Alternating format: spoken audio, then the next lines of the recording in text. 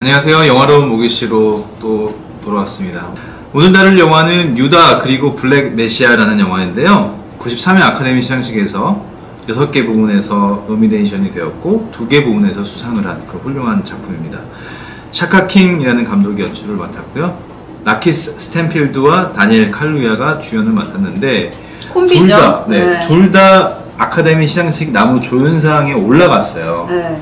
올라갔는데 이제 수상은 다니엘 칼루야가 수상을 대부분 했죠. 제가 기억하기로는 후보에 거의 둘이 같이 올라가는 경우가 많고 다니엘 칼루야가 거의 뭐 나무 조연상에 있어서는 여러 영화제에서 거의 휩쓸다시피 그러니까 우리 그 윤여정 선생님이랑 같이 조연상으로는 다니엘 칼루야가 거의 휩쓸었죠. 사실 이 영화에서 라키스와 다니엘 둘 다 주연이라고 할 수 있는데 아무래도 프레드 햄튼이 훨씬 더 영향력을 미친 그런 사람이니까. 그리고 다니엘 칼루야 연기가 장난이 아니죠. 영화는 어떤 내용이냐라고 하면 한마디로 그냥 요약할 수 있을 것 같아요. 무간도 안 보신 분 계시는 거 아니에요? 무간도 안 보신 분들 계시다면 분들은 이제 우리나라 영화에서 박훈정 감독의 신세계를 떠올리시면 되겠습니다. 여러 가지 조건들이 좀 다를 수는 있지만 이중 스파이가 일종의 트로이의 목마처럼 들어가서 다른 일들을 꾸민다라는 거. 그 다음에 그 속에서 그 단체와 동화되면서 그 사람의 어떤 고뇌 이런 것들을 다룬다는 측면에서 좀 비슷하다. 줄거리를 간단하게 말씀해 주시겠어요? 네네. 사실 시대적 배경이랑 같이 얘기를 하면 좀 복잡한 부분은 있지만 약간 압축을 하면 60년대 미국 사회고요. 그러니까 흑인 인권 운동을 좀 이렇게 주도했던 많은 사람들이 있었던 가운데에 이제 프레드 햄튼이라고 하는 20살 청년이 흑표당이라고 하죠. 흑인 인권 운동에 대해서 좀 앞장서는 그런 사람이 있고 그 집단을 어떻게 해서든지 그 미국 사회에서 배척하려고 하는 그런 이제 정부, 대놓고 이제 FBI라고 나오는데 어떤 한 흑인 도둑질을 하고 차를 훔치는데 그 남자가 이름이 빌 오닐. 그 사람이 가지고 있는 약점을 잡은 거죠. FBI는 너 만약에 내 말을 듣지 않으면 너를 감옥에 몇 년 동안 썩게 하겠다. 아니면 내 말을 듣고 나름 이제 스파이 짓을 해라라고 하면서 보낸 곳이 제가 아까 처음에 말씀드렸던 흑표당인 거죠. 그 안에서 활동하는 모습들이 사실은 그 영화의 대부분 주된 내용이라고 할 수 있습니다. 스파이의 역할을 하는 것도 있지만 프레드 햄튼이라는 캐릭터의 그 주장하는 것들 그리고 그가 말하는 흑인 인권에 대한 이야기 이런 거에 되게 많이 동화를 하게 되면서 나름 고뇌를 하기도 하고 그런 그 사람의 캐릭터의 모습 이것도 주된 내용이라고 할 수 있겠죠. 프로그래머님이 줄거리를 잘 소개해 주셨는데요. 분위기를 좀 바꿔서 제가 질문 한번 드려볼게요. 주지 마세요. 제가 20년 전에 한 10년 정도 미국에서 살다가 돌아왔는데 그때는 이제 DJ 정부가 이제 끝나면서 참여정부로 넘어가는 그 시기였어요.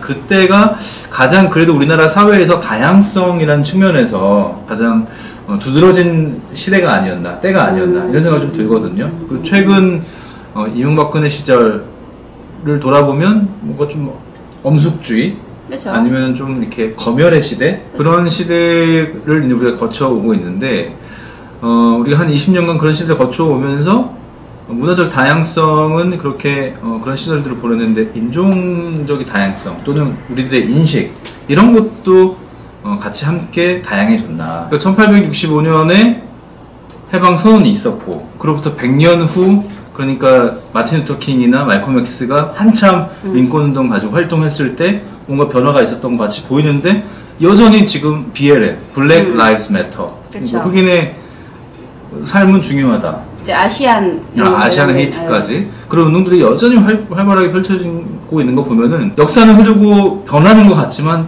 또 참 인간 안 변한다. 뭐 이런 주제들이 사실 영화로 만들어지기에 되게 적절하다는 게 좀 이상한 말인 것 같기도 한데 많이 만들어지고 활발하게 만들어지고 있죠. 만들어졌죠. 흑인 민권 운동에 관련된 전기 영화들은 꽤 있고 지금 우리가 언급한 말콤 엑스라든가 뭐 넬슨 만델라라든가 뭐 마틴 루터 킹이라든가 어쨌든 민권 운동에 대한 영화들은 꽤 제작이 됐었고 그리고 한 번에 몰아서 제작된다라기보다는 항상 이렇게 잊혀질만 하면 한 번씩 만들어진다거나 그러면서 다시 한번 각성시키는 분위기도 저는 많이 느끼는 것 같아요. 이런 영화들에서.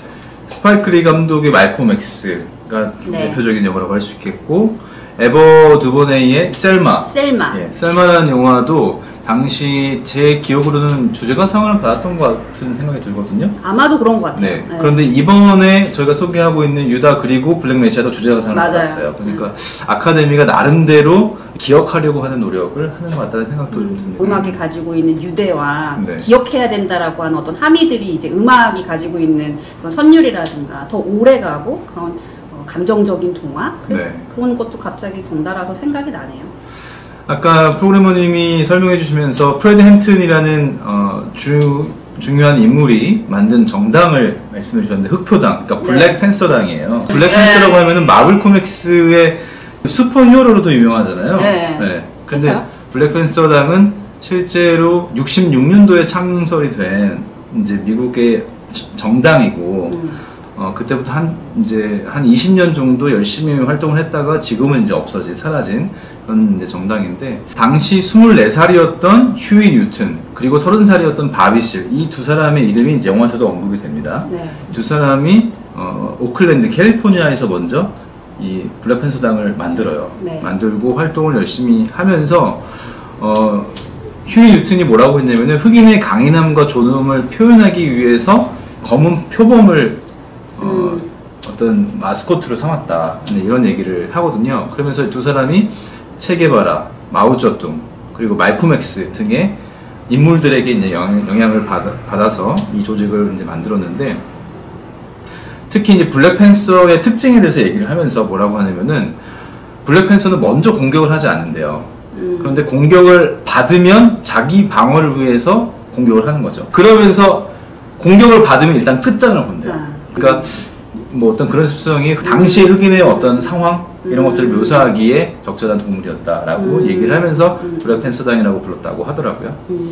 갑자기 또 그냥 사담으로 생각이 난 건데, 네. 이 블랙팬서란 당도 있지만 우리가 잘 알고 있는 또 영화가 있잖아요. 체드윅 보스먼이 나왔던 와칸다 포에버. 근데 이 영화도 사실은 블록버스터 영화이잖아요. 근데 그거로만 볼 수 없고 상징이 된 것 같아요. 흑표당이라고 하는 것이. 흑표당의 리더였던 프레드 햄튼이 시카고 지부장이면서 전국 흑표당의 부의장이었거든요. 근데 부의장을 맡은 나이가 몇 살이었는지 기억나세요? 굉장히 젊은 20대 초반으로. 네, 20살.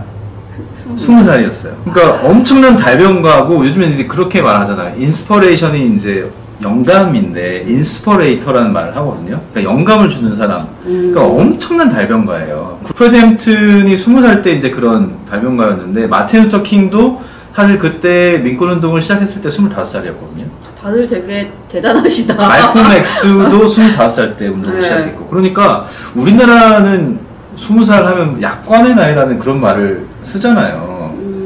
그 말이 사실 이제 예전에 갓을 쓰면서 성인이 된 것을 인정한다. 하지만 조금 약하다. 아직 성인으로는 약하다. 이런 의미가 담겨져 있는데, 그게 약간 유교적인 문화 때문에 그런지는 몰라도 너무 20대를 좀 낮게 보는 건 아닌가. 그런 느낌이 들 정도로, 60년대에 이 프레드 햄튼과 이 민권운동을 주도했던 마틴 루터 킹이나 말콤 X는 20대 때 엄청난 일들을 해냈구나 라는 그런 생각이 들면서 좀 다시 보게 되는 네, 그런 부분 한 부분이 있었고요.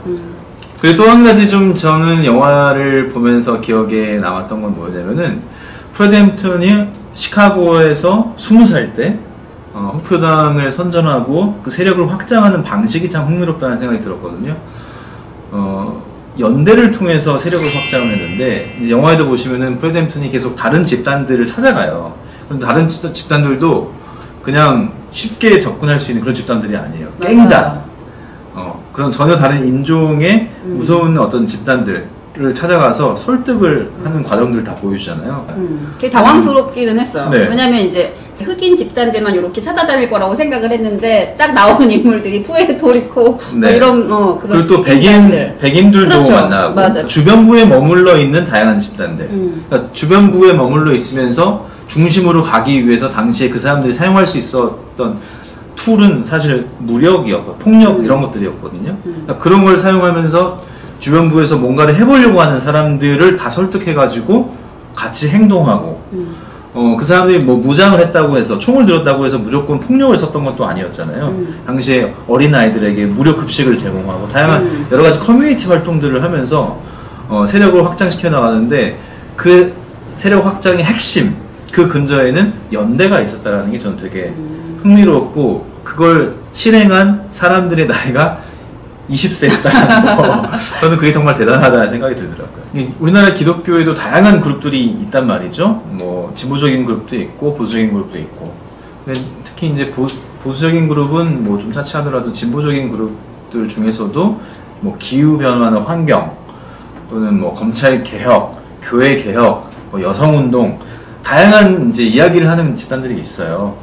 근데 보면은 자기 이야기에만 조금 집중하고 다른 집단이 얘기하는 그런 부분에 대해서 이렇게 쉽게 동조하지 않거나 하나 되지 못하는 그런 모습들을 보여줄 때가 많다라는 느낌을 좀 받거든요. 그래서 뭐 대의를 위해서 뭐 소위를 좀 희생하는 이런 시대는 좀 같다고 보긴 해요. 그러니까 60년대는 좀 그런 게 있었잖아요. 뭐 진리를 위해서 좀 다른 걸 좀 내려두고 하나를 뭉치는 뭐 이런 어떤 가치들이 있었는데 시대가 많이 지나면서 조금 지금은 그런 상황은 아니긴 하잖아요. 그럼에도 불구하고 저는 이런 그 흑표당이 또는 20대 초반의 이 젊은 사람들이 뭔가 어떤 큰 대의를 위해서 다른 것들은 좀 내려놓으면서 이렇게 자기를 희생하면서 연대했던 그런 모습들을 보면서 좀 기독교의 다양한 그룹들이 좀 배울 점들도 좀 있지 않나 뭐 이런 생각들이 좀 들더라고요. 그렇게 연대할 수 있었던 것 중에 하나는 나의 고통과 나의 아픔이 너의 고통과 너의 아픔과 다르지 않다라고 여기는 순간 사실은 진짜 우리가 맞아요. 같이 한 방향으로 갈 수 있는 것 같거든요. 서로 네. 다르다고 한들. 네네. 근데 사실은 나는 이렇게 아픈 거고 나는 이렇게 힘든 거야 라고 사실 주장하면 주장할수록 점점 다른 사람과 내가 다르다라고 느끼는 것이고. 맞아요. 그러니까 사실 여기서도 흑표당이랑 푸에르토리코 갱단이랑 모든 걸 다 동의하는 건 아니었거든요. 그렇죠. 하지만 서로의 고통을 공감하고 있었기 때문에 함께 운동하고 실행하면서 조금씩 문제를 해결해 나가자 이런 부분에서는 동의하는 부분이 있었으니까 그런 연대들이 좀 아름다웠다라고 그렇죠. 생각되더라고요.